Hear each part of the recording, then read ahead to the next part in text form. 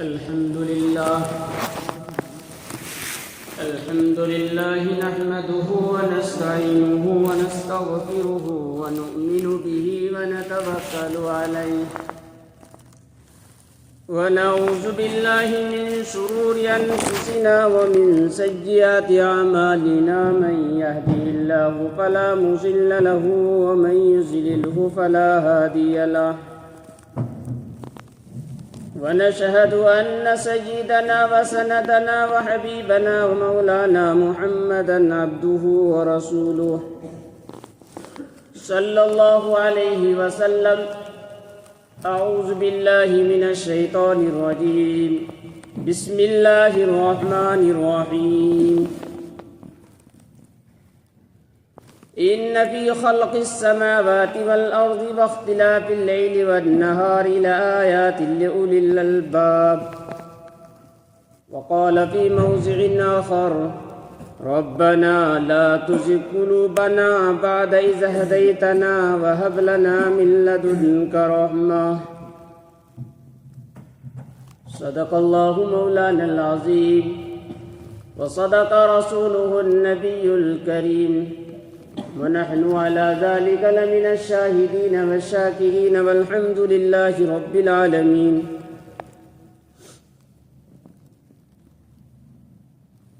کھیتیاں سرسبز ہیں غذا کے واسطے، کھیتیاں سرسبز ہیں غذا کے واسطے، یہ چاند سورج ستارے ہیں ضیاء کے واسطے، یہ بحر بر شمس و قمر ماء و شمع کے واسطے، یہ جہاں ہے تیرے لیے اور تو خدا کے واسطے.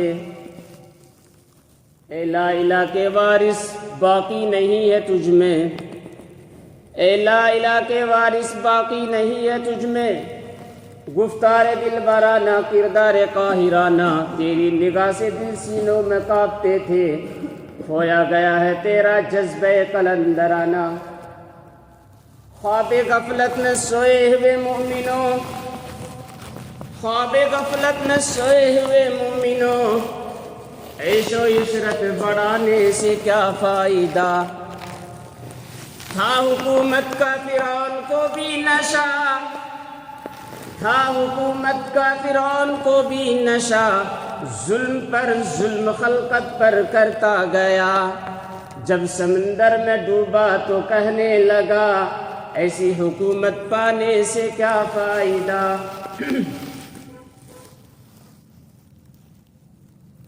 میرے محترم بزرگوں اور دوستوں اور دینی بھائیوں، ہم سب جانتے ہیں کہ اللہ رب العزت نے کم و بیش 1.25 لاکھ انبیاء کرام کو اس دنیا میں بھیجا. سب سے پہلے حضرت آدم علیہ السلام کو اس دنیا میں بھیجا، پھر یہ نبوت کا سلسلہ چلتا رہا اور انسانوں کی رشد و ہدایت کے لیے منذر بشیر آتے رہے، ڈراتے رہے. آخر میں ہم سب کے آقا تاجدار مدینہ محسن کائنات جناب محمد رسول اللہ صلی اللہ علیہ وسلم کو مبعوث فرمایا. اور جب اللہ رب العزت نے آپ کو نبی بنایا اور نبی بنا کر مکمل طور پر آخری وحی نازل کر کے یہ فرمایا الیوم اکملت لکم دینکم، کہ آج میں نے تمہارے لیے تمہارا دین مکمل کر دیا ہے اور میں نے اپنی نعمت کی تکمیل بھی کر دی ہے. اور آگے یہ بھی فرما دیا ان الدین عند اللہ الاسلام، کہ اللہ کے نزدیک قابل قبول دین صرف اور صرف دین اسلام. اس آیت کی تفسیر میں علماء کرام فرماتے ہیں، مفسرین کرام فرماتے ہیں کہ مدار نجات اور آخرت میں تمام ذلت و رسوائی سے بچنے کا راستہ اور نجات کا دار و مدار جو ہے وہ صرف اور صرف دین اسلام ہے، اسلام اسلام۔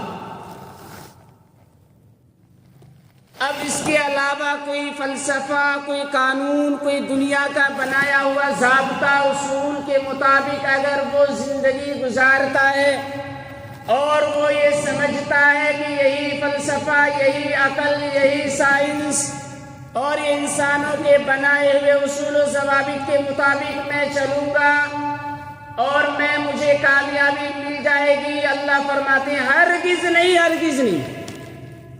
اللہ کے یہاں نجات کا دار و مدار صرف اور صرف اسلام ہی ہے۔ میرے عزیزو، مختصراً اس وقت بیان کرنا ہے، تفصیل کا وقت نہیں ہے، 10-15-20 منٹ کا وقت رہتا ہے، اس لیے تفصیل سے بیان نہیں کیا جا سکتا، اس لیے اشارہ کے طور پر میں کچھ باتیں آپ لوگوں کے سامنے عرض کرنا چاہتا ہوں۔ جمعہ میں تفصیل سے بیان نہیں کیا جا سکتا، سمجھدار کے لیے، عقل مند کے لیے، عقل مند ہونے کے لیے، نہ کہ عقل پرست، نہ کہ نفسانی خواہشات کے پجاری بننے کے لیے۔ میرے عزیزوں، آج کا دور جو ہے سائنس کا دور ہے، ترقی کا دور ہے، مادہ پرستی کا دور ہے، مادیت کا دور ہے۔ انسان نے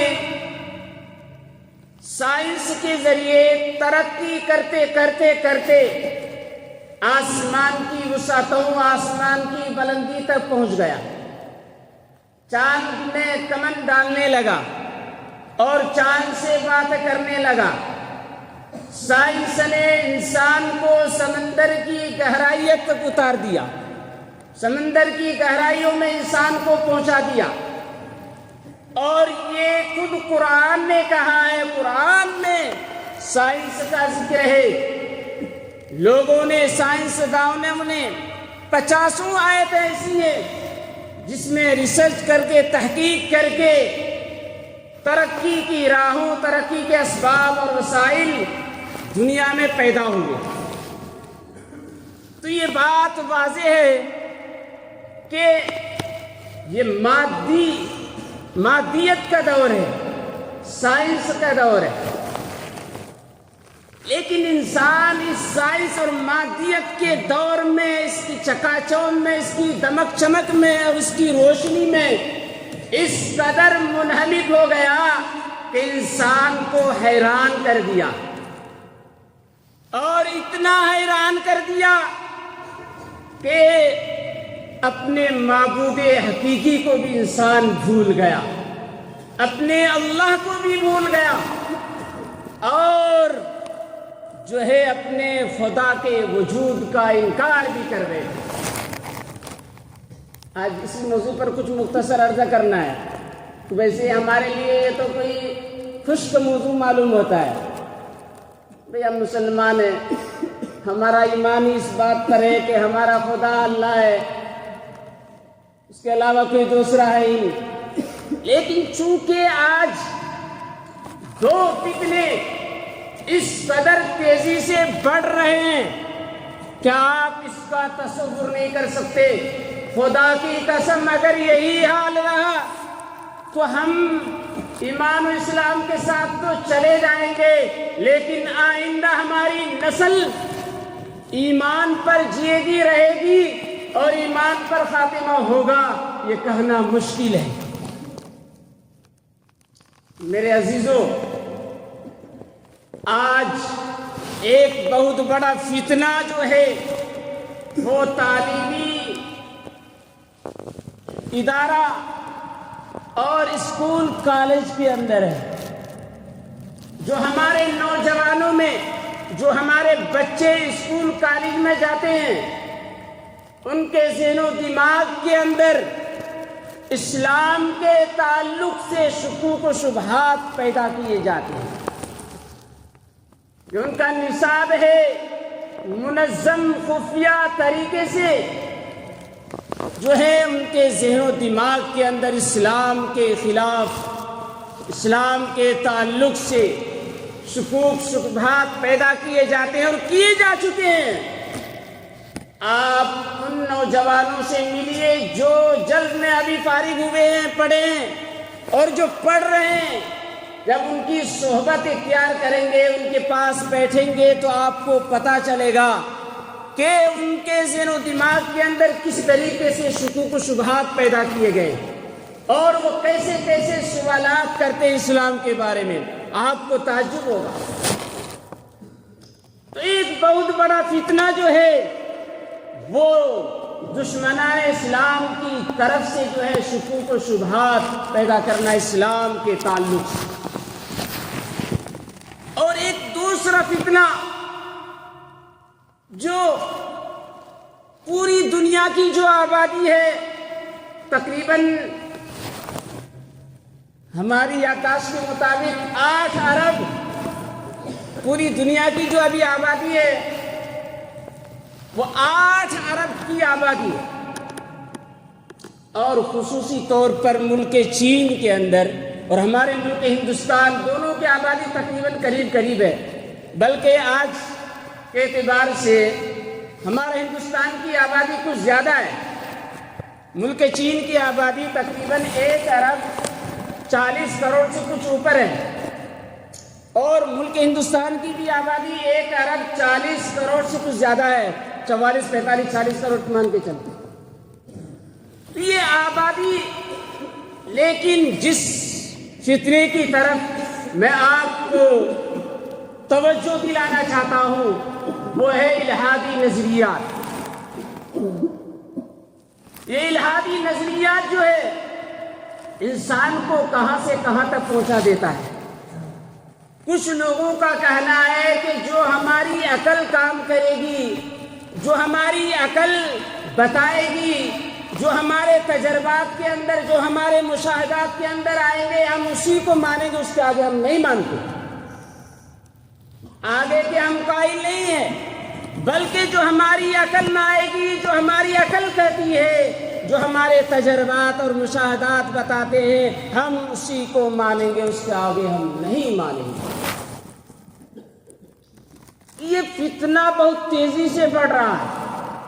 ملک چین کے اندر تقریباً 34-35% ملحدین کی آبادی، تقریباً 40 کروڑ ملحدین صرف ملک چین کے اندر ہے، اور پوری دنیا کے اندر اب یہ آبادی جو ہے بڑھ گئی ہے۔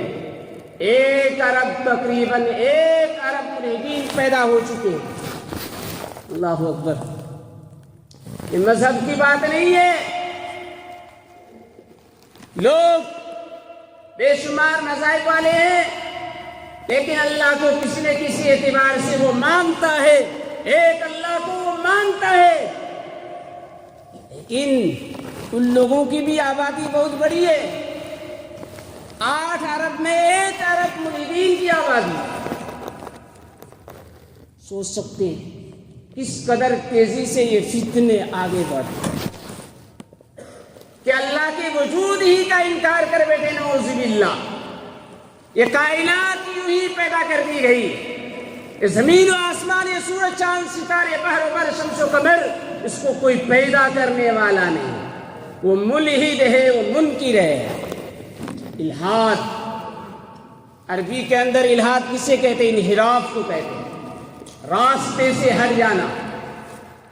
ملحد، منکر، اللہ کا انکار کرنے والا، جو اللہ کو نہ مانے اس کو ملحد کہتے ہیں، اس کو منکر کہتے ہیں۔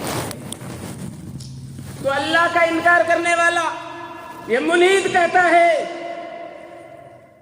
کہ کوئی اللہ نہیں ہے، نعوذ باللہ، کوئی رسول کو نہیں مانتے، نعوذ باللہ، کسی آسمانی کتاب کو نہیں مانتے، نعوذ باللہ، ہم باس بعد الموت کو نہیں مانتے، نعوذ باللہ، ہم جنت و جہنم کو نہیں مانتے، نعوذ باللہ، ہم جزا سزا کو نہیں مانتے، نعوذ باللہ۔ یہ ملحد ان ساری چیزوں کا انکار کر بیٹھے، اور انکار کی وجہ کیا ہے جانتے ہو؟ علامت، پہچان، شناخت یہ ہے پہلی علامت اس کی یہ ہے کہ وہ عقل کو وحی پر ترجیح دیتا ہے، قرآن و حدیث پر وہ اپنی عقل کو ترجیح دیتا ہے۔ میری عقل کہتی ہے، یہ وحی بتاتی ہے باس بعد الموت ہے، جزا سزا ہے، جنت و جہنم ہے۔ میری عقل یہ کہتی ہے یہ کوئی چیز نہیں ہے۔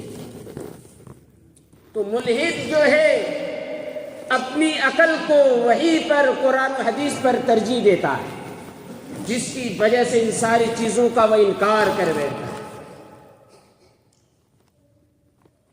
حالانکہ دیکھا جائے انسان کی عقل کتنی محدود ہے، کتنی مختصر ہے، اللہ کا علم کتنا وسیع ہے۔ اللہ کا علم جو ہے غیر محدود ہے۔ اس کے علم کی مثال تم یوں سمجھو جیسے سمندر ہو۔ سمندر کتنا بڑا ہے، عربوں کے یہاں جو ہے سمندر جو ہے بہت بڑا سمجھا جاتا ہے، اس سے بڑی کوئی چیز نہیں۔ تو سمندر کتنا بڑا ہے۔ اللہ نے فرمایا قرآن کریم کے اندر، جب یہودیوں نے، کافروں نے رسول پاک صلی اللہ علیہ وسلم سے سوال کیا کہ روح بتاؤ، روح کی حقیقت کیا ہے، اس جو ہے اصحاب کہف کا واقعہ بیان کرو اور ذوالقرنین کا واقعہ بیان کرو، ان تینوں چیزوں کے بارے میں ہمیں بتاؤ۔ اگر جواب دے دے تو سمجھ لینا نبی ہے، اور اگر جواب نہ دے تو سمجھ لینا نبی نہیں ہے۔ اللہ رب العزت نے فرمایا لو کان البحر مدادا لکلمات ربی لنفد البحر قبل ان تنفد کلمات ربی ولو جئنا بمثلہ مددا۔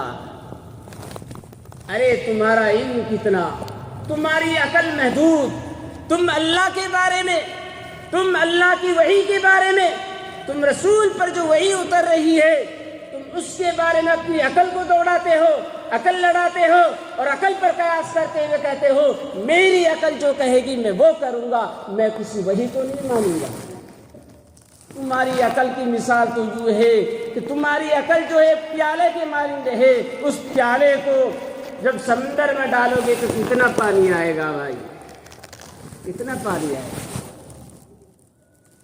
یا یوں سمجھو اللہ کا علم ایک پہاڑ کے مانند ہے، اور تمہاری عقل مختصر ہے، مختصر ترازو میزان۔ تم پہاڑ کو ترازو میں رکھ سکتے ہو، وزن کر سکتے ہو؟ نہیں کر سکتے میرے عزیز۔ اس عقل کی خیریت کیا ہوگی؟ لیکن کہ ملحد دنیا میں بے شمار پیدا ہو جاتے ہیں جو اللہ کے وجود کا انکار کر بیٹھتے ہیں۔ تو پہلی وجہ یہی ہے کہ انسان جو ہے وحی پر اپنی عقل کو ترجیح دیتا ہے۔ دوسری وجہ انسان اسلامی شعائر، اسلامی شناخت، دینی علامات پر عمل کرنا اپنے آپ کو شرمندہ محسوس کرتا ہے۔ غیر مسلم بھائیوں کے علاقے میں انسان رہتا ہے، اپنی داڑھی رکھنے کو، اپنی حلیہ رکھنے کو، اپنے لباس کو جو ہے وہ شرم اور عار محسوس کرتا ہے کہ وہ سارے تو اس طرح ہیں، میں وہاں اسلامی شعائر اور اسلامی علامت کو ظاہر کروں گا۔ تیسری مغربی تہذیب آج ہمارے تعلیمی اداروں میں، کالجوں میں، ہمارے نوجوان بچوں کے ذہن و دماغ، ہمارے بچوں میں یہ بات بٹھائی جاتی ہے کہ تم مغربی تہذیب، یورپ، امریکہ کی تقلید کیے بغیر ترقی کی راہ کو پار نہیں کر سکتے، تم آگے نہیں بڑھ سکتے۔